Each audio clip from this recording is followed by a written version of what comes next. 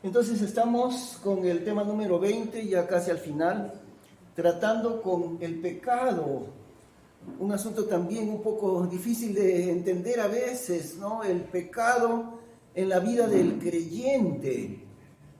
Eh, Nos falta solamente el último, el tema número 21, y luego, como dijimos, vamos a pasar a una serie que se llama El libro que nadie conoce, donde el tema de esto es la Biblia, por supuesto. La Biblia es el libro que nadie conoce y desarrollaremos un año entero o tal vez un poquito más cómo estudiar la Biblia. Vamos a aprender a entrar en el libro de Dios, a entrar en el corazón de Dios cuando terminemos el número 21. Entonces, tratando con el pecado, lo primero que vamos a plantear aquí es una pregunta muy importante. ¿El creyente volverá a pecar después de ser salvo? Ahora, ¿cómo es esto después de ser salvo? ¿No? A veces los que escuchan se sorprenden cuando decimos después de ser salvo, es decir, uno cree en Cristo y ya pasó a ser salvo para siempre, eternamente. Algunos todavía piensan, y eso es una cosa que necesitamos también enfatizar mucho, todavía piensan algunos hermanos que están en el proceso de llegar a ser salvos y que poquito a poco en el transcurso de su vida entera van a ir como ganando la salvación, pero eso no tiene nada que ver con la enseñanza bíblica, ¿no? Por eso decimos, después de ser salvo, uno cree en Cristo y es salvo de una vez y para siempre, en el momento en que uno deposita su fe en Cristo. Ser salvo no es un proceso, no es como quien paga a plazos un aparato electrónico, no es así. Uno es salvo el día que puso su fe en Cristo. Y ese día que yo puse mi fe en Cristo, Él vino a vivir en mí por su Espíritu Santo. Por eso decimos, después de ser salvo, uno es salvo en un solo momento y se acabó, no hay más, no es un proceso para ganar la salvación. Es un momento en que yo puse mi fe en Cristo y he nacido de nuevo, y eso es eternamente. Bueno, entonces, ¿volverá a pecar el creyente después de ser salvo? La respuesta es sí. El creyente sí volverá a pecar. Ese es el testimonio de la Biblia.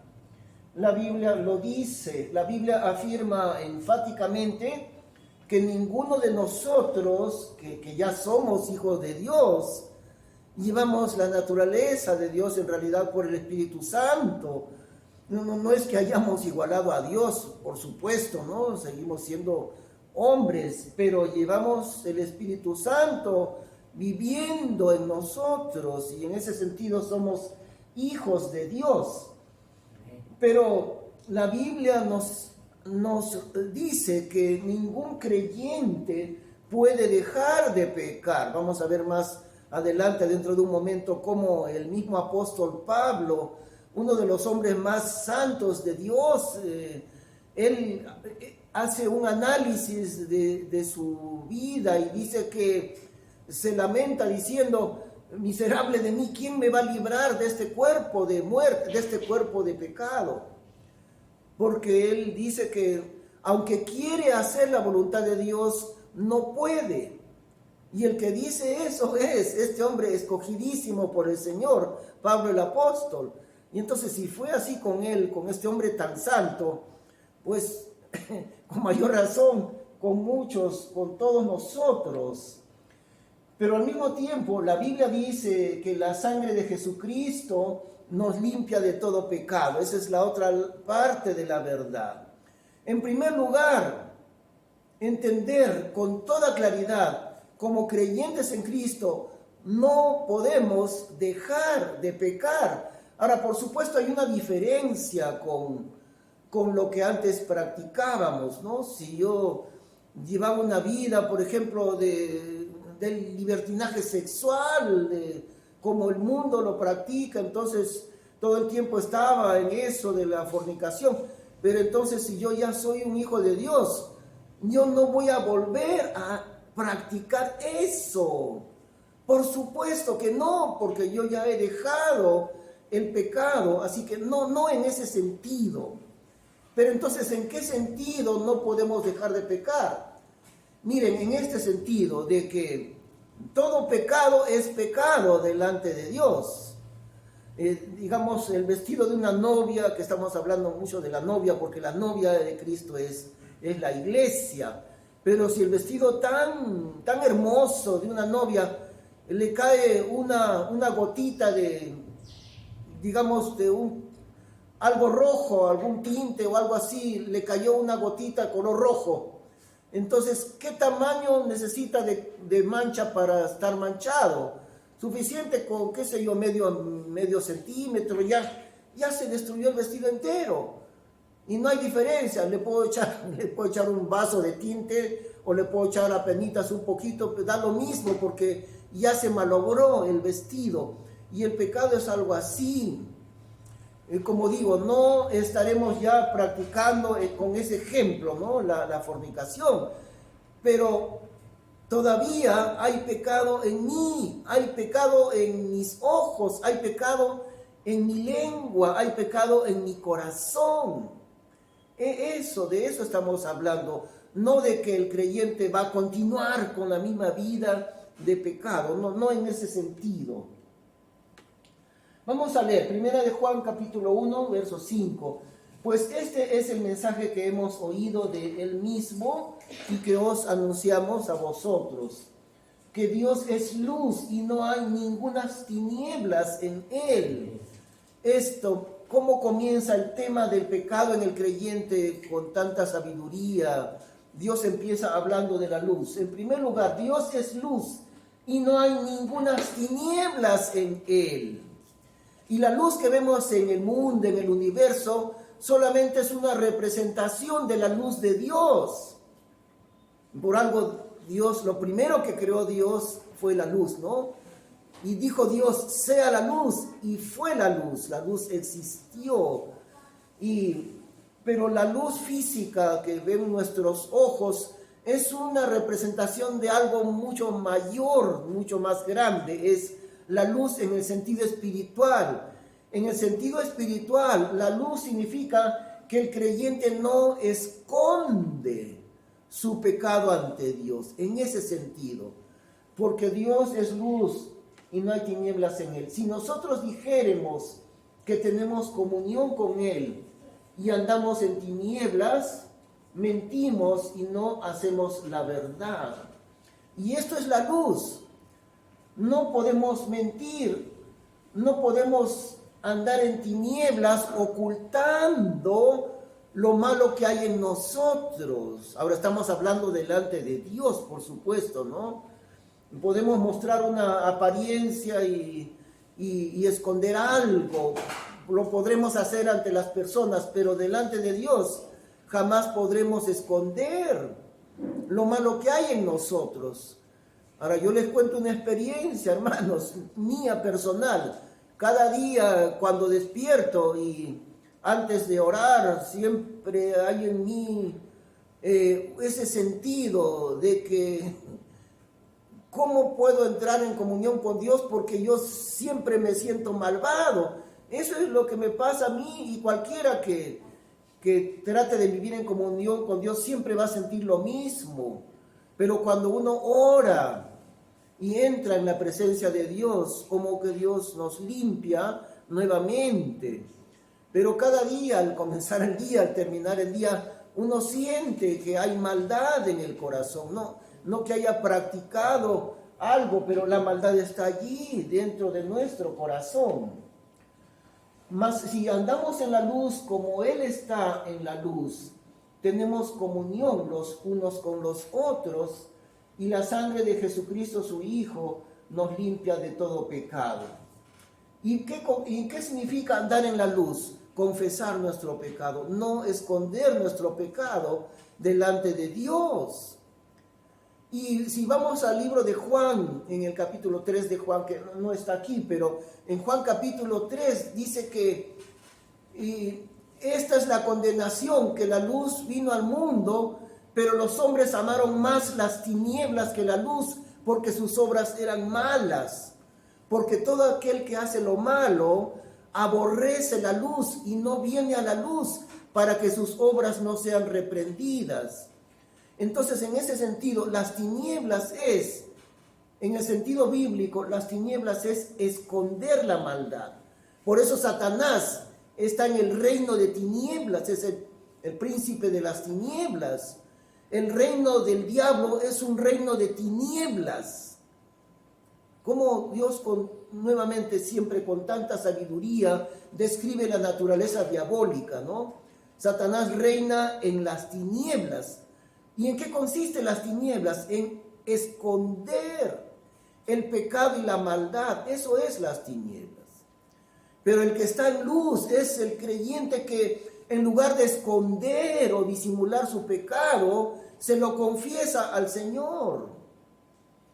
Y cada día, como escuché a un hermano que hacía lo siguiente, y me parece muy bien, lo que era un predicador que escuché cierta vez. Él decía, para que ustedes entiendan lo que es el perdón de Dios, cada día yo pongo allí una lista de los pecados que tuve.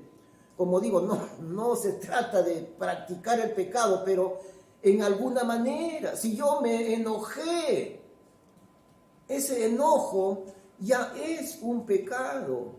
Si salió de mis labios una palabra que después me arrepiento de haberla dicho, eso también ya es un pecado. Si mis ojos me llevaron donde no debían mirar, eso también es un pecado. Pero este predicador decía, yo anoto mis pecados en este día, y después de haberlos apuntado, ¿saben qué hago? Traigo un encendedor y quemo el papelito donde estaba la lista de mis pecados, porque ya se los confesé al Señor. Y cuando ya se los confesé a Dios, Dios hizo lo que dice aquí.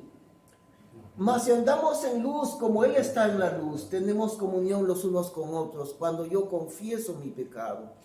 Y la sangre de Jesucristo, su Hijo, nos limpia de todo pecado cuando yo confieso mi pecado. Siempre va a ser así, cada día de mi vida. Hasta que yo vaya a la presencia de Dios va a ser así, cada día. Confieso mi pecado y la sangre de Jesucristo, su Hijo, me limpia de todo pecado, cada día de nuevo, cada día de nuevo.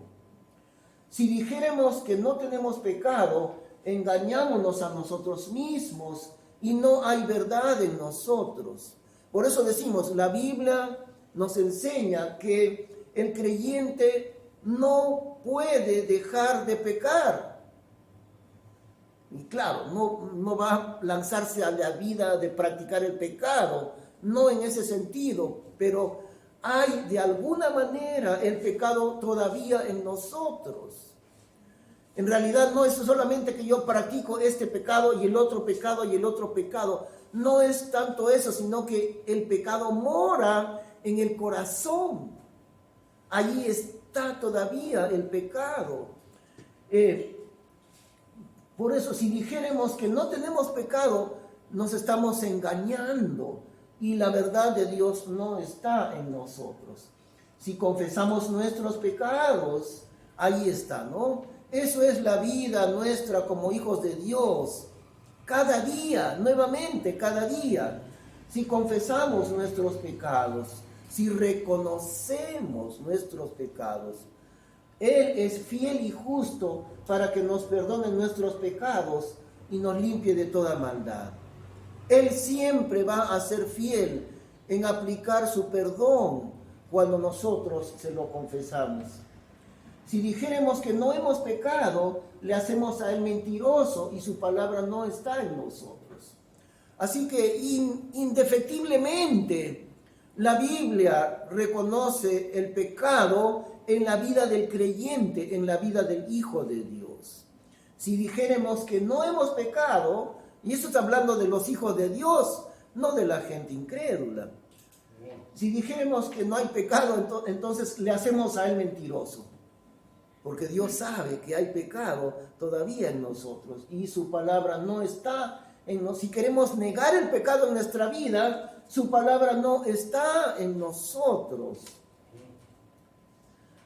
Entonces, seguimos. Número 2, Pablo, el apóstol Pablo, uno de los hombres de Dios más escogidos, tan escogido fue, tan santo ante el Señor, que Dios le encomendó a Pablo escribir, inspirado por el Espíritu Santo, la mitad de los libros del Nuevo Testamento. El Nuevo Testamento tiene 27 libros. Ahora, la mitad de esos fueron escritos por el apóstol Pablo. Entonces, no podemos hallar un ejemplo de un hombre más santo que este. Pero Pablo, él dice, reconoce el pecado en su propia vida.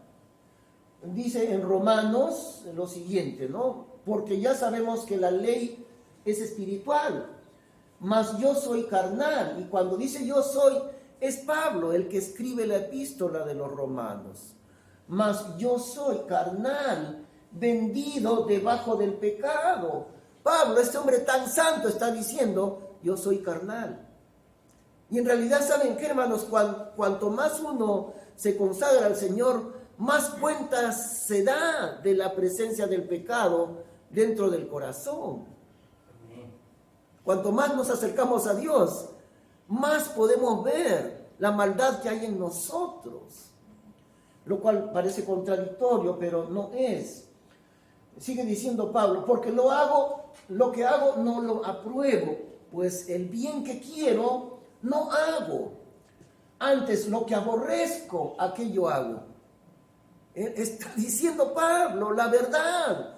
Está hablando en la luz de Dios, no con hipocresía, como muchas veces nosotros lo hacemos, pero está diciendo, lo que aborrezco hacer, aquello hago.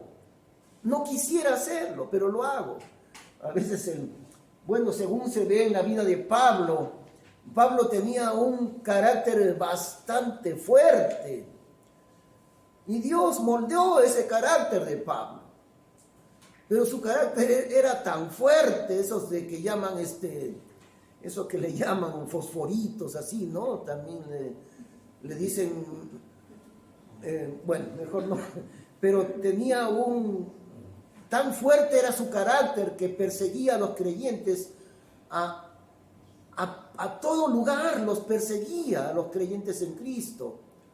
Y la fortaleza de ese carácter fue usada por Dios, pero uno de los problemas de tener un carácter tan fuerte es no saber controlar su enojo.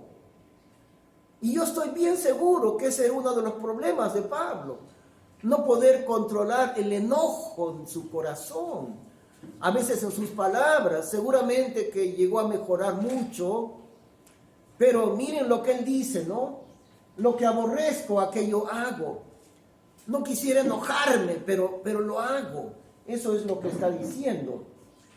Porque yo sé que en mí, es a saber, en mi carne, no mora cosa buena. Y yo he subrayado ese versículo. Porque tengo el querer, mas obrar lo bueno no lo alcanzo. Yo quiero hacer lo bueno de Dios, pero obrar lo bueno no lo alcanzo. No puedo alcanzar la medida de cumplir la ley de Dios. Y claro, fue por esa razón que al no poder nosotros cumplir la ley de Dios, como bien lo dice aquí, entonces hubo un sustituto en lugar de nosotros. Para nosotros era imposible guardar la ley de Dios y sigue siendo imposible. Aún con la presencia de Cristo en nuestra vida, aún todavía sigue siendo imposible guardar de manera perfecta la ley de Dios. Ese es el testimonio de la Biblia. Por tanto, la pregunta, ¿no? ¿El creyente volverá a pecar después de ser salvo? La respuesta es sí. Pero vamos a ver también algo más adelante. Sigue en Romanos 7, porque no hago el bien que quiero, mas el mal que no quiero, esto hago. Y si hago lo que no quiero, ya no lo obro yo, sino el pecado que mora en mí. El pecado que mora en mí. Por eso decimos, no es tanto de hacer esto y hacer lo otro, es que el pecado mora profundamente en el corazón de nosotros. Allí está el pecado y hay una lucha entre la naturaleza de Dios, que es el Espíritu Santo, que mora en mí, y también la carne, el pecado que mora en mí. Una lucha continua y terrible entre ambas naturalezas que tenemos como hijos de Dios. Así que en queriendo yo hacer el bien, hallo esta ley, que el mal habita conmigo, porque según el hombre interior me deleito en la ley de Dios. El hombre habitado por el Espíritu Santo, yo me deleito en la ley de Dios, mas veo otra ley en mis miembros, rebelándose contra la ley de mi espíritu y llevándome cautivo a la ley del pecado que está en mis miembros.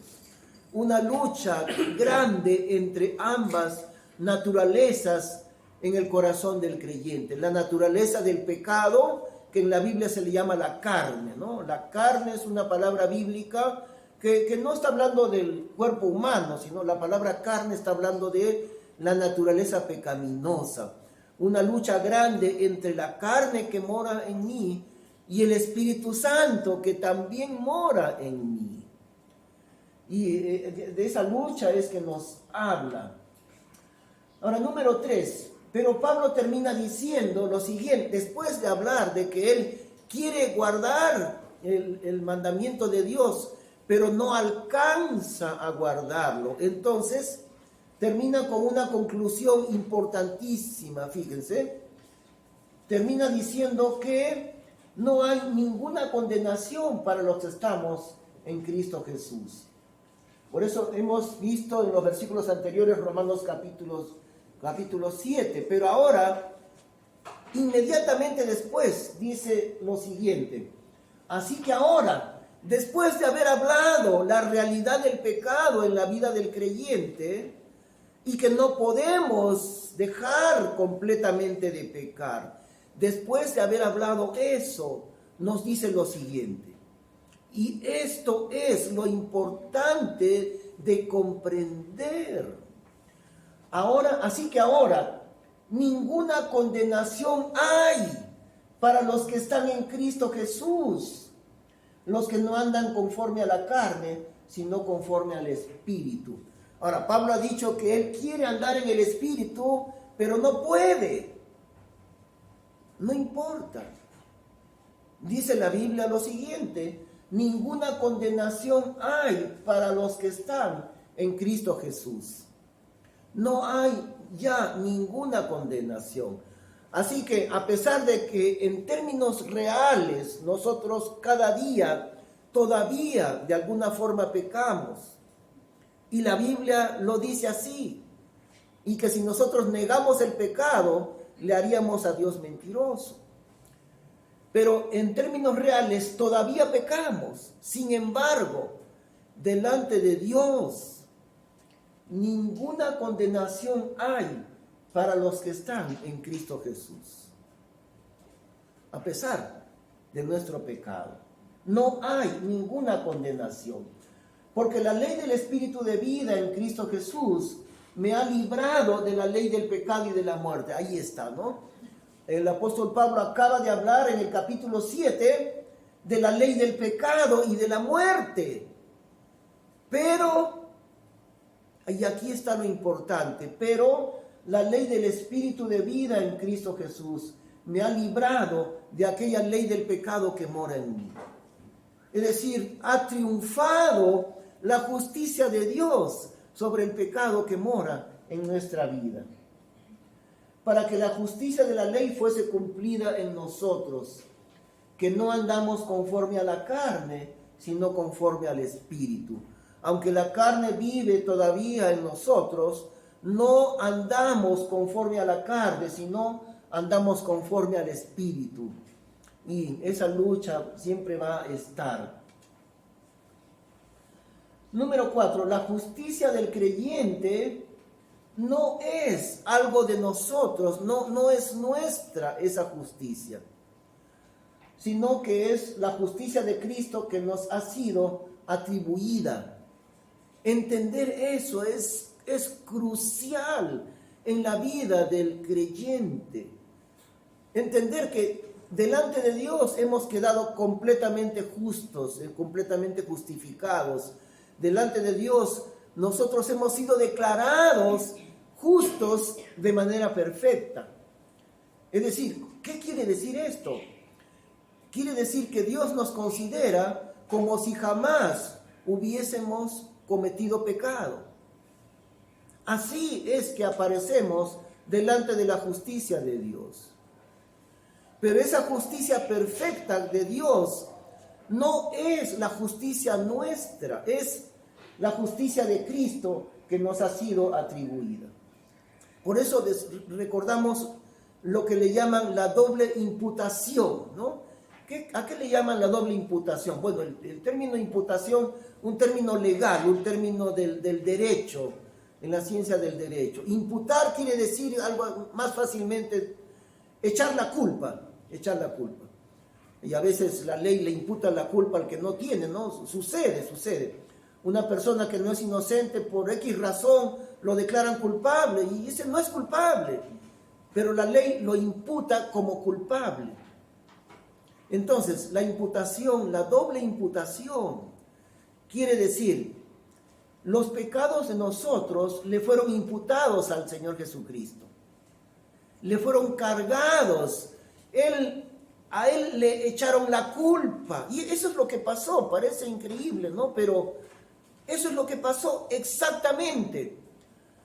Dios el Padre le echó la culpa al Señor Jesús de nuestros pecados. ¿Se dan cuenta? Y en el sentido inverso también, la perfección de Cristo, su santidad perfecta, nos fue imputada a nosotros. Doblemente, nuestros pecados le cayeron a Él, le fueron imputados a Él. Y la justicia perfecta de Cristo nos fue imputada a nosotros. Amén. Eso es la maravilla de la justificación por la fe en Cristo. Hemos sido declarados justos con una justicia que no es la de nosotros, sino la justicia de Cristo. Nos ha sido atribuida, nos ha sido imputada delante del juez supremo, delante de Dios. Hablamos Romanos capítulo 6, siempre miren, todo el asunto de la justificación siempre está en Romanos, ¿no? Porque somos sepultados juntamente con Él en la muerte por el bautismo, para que como Cristo resucitó de los muertos por la gloria del Padre, así también nosotros andemos en novedad de vida. Cuando el creyente se bautiza, que es lo primero en la vida de un cristiano, ¿qué sucede? Yo estoy muriendo junto con Cristo, es una muestra visible. Por eso yo soy sepultado simbólicamente debajo del agua, muerto y sepultado, pero luego resucitado, porque somos sepultados juntamente con Él. Hemos muerto junto con Cristo por el bautismo, pero también hemos resucitado juntamente con Él. Vamos a seguir.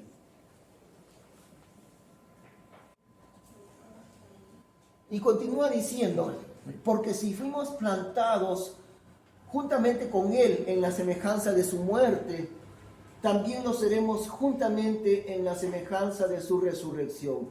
Miren esa identificación tan profunda. Es por eso que Dios instruye a cada nuevo creyente a bautizarse, porque yo muero con Cristo, junto con Él yo estoy muriendo y juntamente con Cristo estoy resucitando. Sabiendo esto, que nuestro viejo hombre fue crucificado juntamente con Él. Ahora, lo que Dios hizo es que, en realidad, cada uno de nosotros hubiera tenido que morir igual que el Señor Jesús, pero era imposible. ¿Por qué era imposible? Porque siendo pecadores, no podíamos pagar nuestro propio pecado. Eso no era posible, pero otra persona, Él, el Señor Jesús, como dice también la Biblia, porque La muerte de Cristo nos constriñe pensando esto, nos conmueve pensando esto, que si uno murió por todos, luego todos murieron. Es como si todos hubiesen muerto, que si uno murió en lugar de todos, quiere decir que todos han muerto. Y eso es lo que ha hecho Dios espiritualmente hablando. Nuestro viejo hombre fue crucificado juntamente con Él, para que el cuerpo del pecado, nuestro cuerpo de pecado, sea deshecho, a fin de que no sirvamos más al pecado. Porque el que está muerto, justificado es del pecado. Es un misterio bien grande esto, ¿no? El Señor Jesús no tenía ningún pecado, pero Él se cargó todo nuestro pecado. Por eso decimos, le echaron la culpa a Él de nuestro pecado. Él se lo cargó, la culpa que no tenía. Y habiendo muerto, el pecado quedó destruido. Y si morimos con Cristo, creemos que también viviremos con Él. Ahora este es otro versículo también del libro de Romanos, y para poder entender lo que hace Dios cuando nos justifica. Como está hablando de Abraham, acerca de Abraham. Como está escrito, por padre de muchas naciones te he puesto, en cuanto a Abraham, delante de Dios a quien creyó, el cual da vida a los muertos y llama las cosas que no son como si fuesen. Fíjense este versículo tan importante. Es Dios delante de Abraham ahí, ¿no? El Dios que da vida a los muertos y el Dios que llama las cosas que no son como si fuesen. El que llama al creyente en Cristo que es pecador, Dios lo llama santo. Dios le llama santo. Ahora, si uno examina cuántas veces en el Nuevo Testamento el Señor utiliza la palabra santos para referirse a los creyentes, hay como unas 30, 35 veces que se utiliza la palabra santos en el Nuevo Testamento, refiriéndose a nosotros, a los santos que están en tal iglesia, a los santos aquí, para el servicio de los santos, siempre usando la palabra santos para los creyentes que no son santos, porque como ya hemos visto, no somos santos. Sin embargo, delante de Dios, ¿qué es lo que hace Dios? Aquel Dios que llama las cosas que no son como si fuesen. Aquel que llama a los creyentes en Cristo los llama santos, aunque no son santos. Eso es la maravilla de la obra de la justificación que Dios ha hecho en nosotros. Nos ha atribuido Dios la justicia de Cristo. La santidad perfecta de Cristo ha sido puesta sobre nosotros. Hemos sido declarados justos y perfectos delante de Dios. Y por otro lado, toda la maldición de nuestro pecado le fue puesta a Él, le fue atribuida a Él. Pero ya fue destruido el pecado cuando Él murió en la cruz del Calvario. Ahora en Isaías 1:18, aquí podemos ver una ilustración de lo que es la justificación que Dios hace. Venid pues, dirá Jehová, y estemos a cuenta.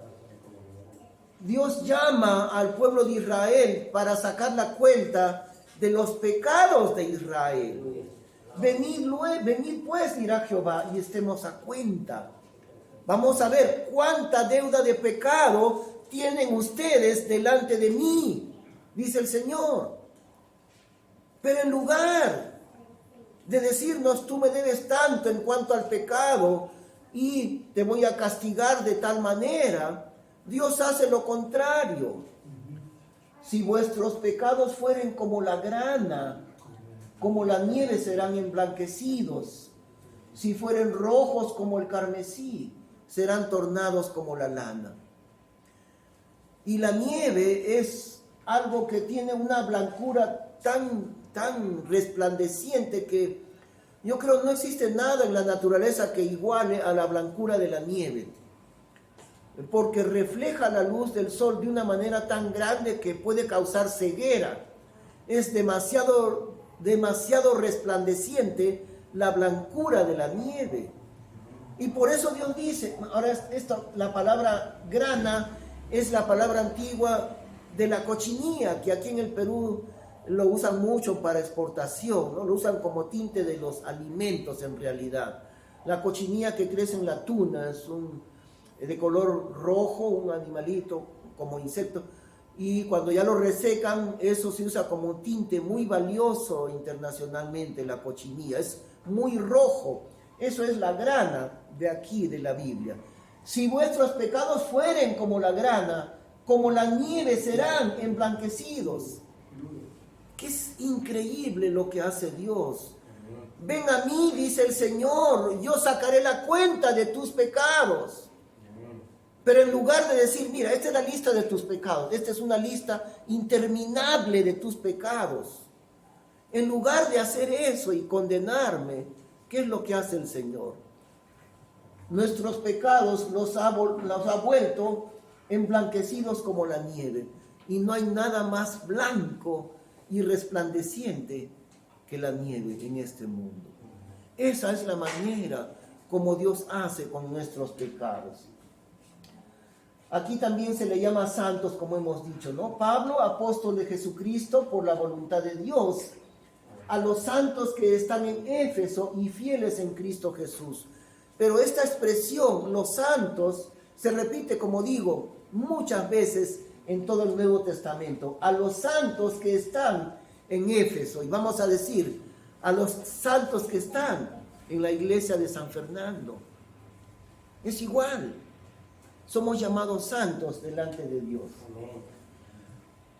Según que nos escogió en Él antes de la fundación del mundo, para que fuésemos santos y sin mancha delante de Él en amor.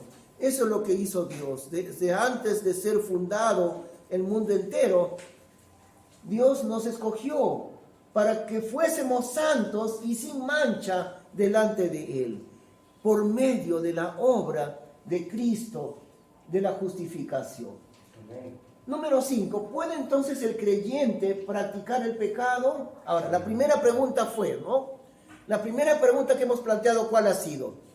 Después de ser salvo, ¿el creyente volverá a pecar? La respuesta es sí. Ahora, otra pregunta importante. ¿Puede entonces el creyente, ya que Dios le justifica cada día y le vuelve a limpiar del pecado?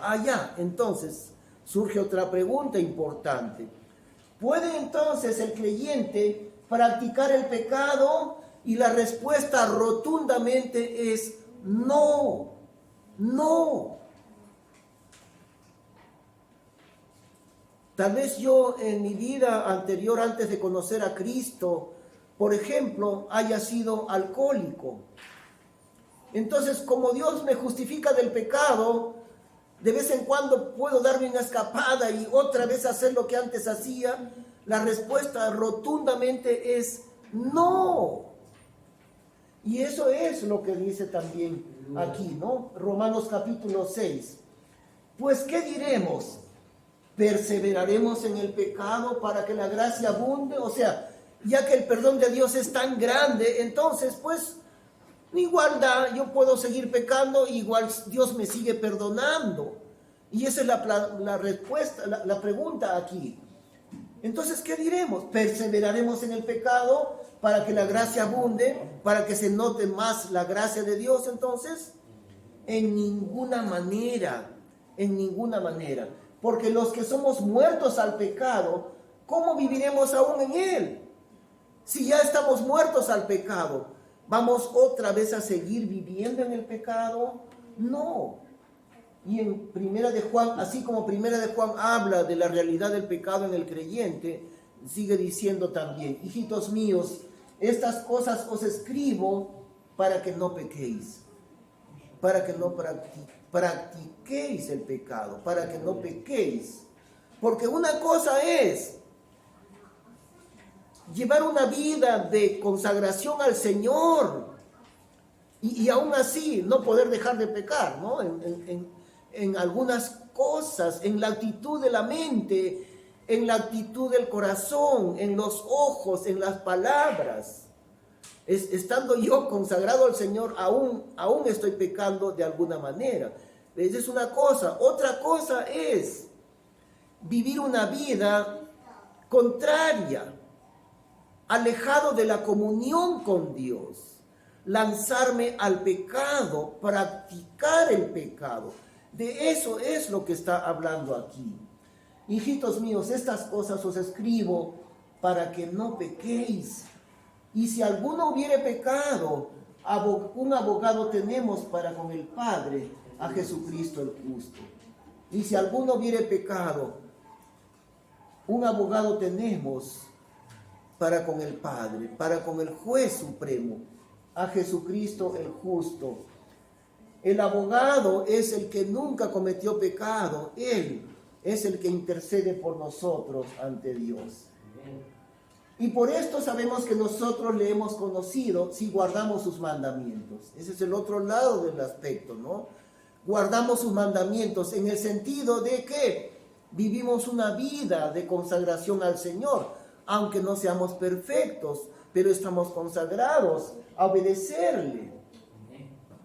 El que dice, yo le he conocido y no guarda sus mandamientos, el tal es mentiroso y no hay verdad en él. Porque intencionalmente, con toda intención, está viviendo en la práctica del pecado, lo cual es diferente, ciertamente, ¿no? Mas el que guarda su palabra, el amor de Dios es verdaderamente perfecto en él. Por esto sabemos que estamos en él. El que guarda su palabra. Y otra vez, nadie lo puede hacer perfectamente. Nadie. Pero sí estamos en ese camino de guardar su palabra. Amén. Mas el que guarda su palabra, el amor de Dios es verdaderamente perfecto en él. Por esto sabemos que estamos en él. El que dice que está en él debe andar como él anduvo. El que dice que está en Cristo debe caminar en su conducta de la misma manera como él anduvo. Muy bien, terminamos entonces con un repaso de lo que hemos estudiado, ¿no? Número 1, ¿el creyente volverá a pecar después de ser salvo? La respuesta es sí. La Biblia afirma enfáticamente que ninguno de nosotros, aunque somos hijos de Dios, podemos dejar de pecar. Pero al mismo tiempo, la Biblia dice que la sangre de Jesucristo nos limpia de todo pecado. Número 2, Pablo, uno de los hombres de Dios más escogidos, reconoce el pecado en su propia vida. Pero Pablo termina diciendo en el libro de Romanos, en realidad no es la palabra de Pablo, sino la palabra de Dios. No hay ninguna condenación para los que estamos en Cristo. No existe ninguna condenación para los que estamos en Cristo Jesús. La justicia del creyente no es nuestra, sino es la justicia de Cristo que nos ha sido atribuida. Además es una obra divina, es la obra de Dios, no es la obra del hombre, es la obra de Dios. Amén. La justicia de Cristo le ha sido atribuida al creyente. Amén. ¿Puede entonces el creyente practicar el pecado? No, enfáticamente no. Muy bien, vamos a terminar en oración. Gracias, Señor, te damos por estas cosas maravillosas que aprendemos en tu palabra. Como nosotros, siendo todavía bastante imperfectos, aunque vivimos consagrados a ti, todavía hay el pecado en nuestro corazón, en nuestros ojos, en nuestros labios. Aún hay pecado. Y así tu palabra lo dice, pero también tu palabra dice, Señor, no existe condenación para los que estamos en Cristo Jesús. Gracias por esa maravilla te damos, Señor. En el nombre santo del Señor Jesús. Amén. Que Dios le bendiga. Continuamos con el estudio bíblico.